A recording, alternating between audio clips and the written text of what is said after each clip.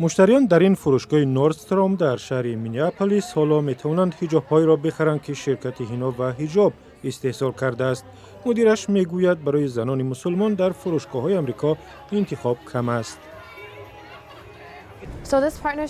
این یک همکاری ویژه است. ما برای ساختن لباس‌های کار می‌کنیم که در سراسر مغازه‌های آمریکا و کانادا فروخته شوند.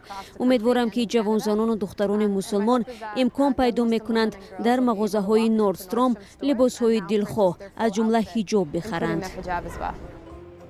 هلال فروش حجاب‌ها را در یک دکان شفاخانه آغاز کرد و بعد از آن که دید بعضی زنان به جای حجاب رخت بستر را به سر می‌کشند.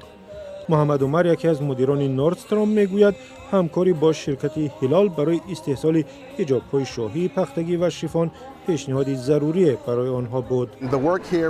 همکاری با هینا و حجاب کار خوبی ما برای وسیع کردن نوع‌های مال‌های فروشی و رسانیدن آنها به مشتریان یک بخش بازار است که دست نخورده بود. هلال ابراهیم میگوید همکاری با نوردستروم کمک میکند حجاب چون یک بخش از فرهنگ آمریکایی نمایان شود. کاری ما بیانگر آن است حجاب بخشی از فرهنگ آمریکایی می باشد.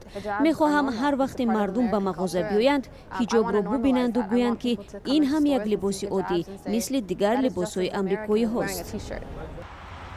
شرکت نوردستروم میگوید که کلکسیون حجاب‌های هلال ابراهیم در 16 فروشگاه در آمریکای شمالی و در اینترنت به فروش گذاشته شدند.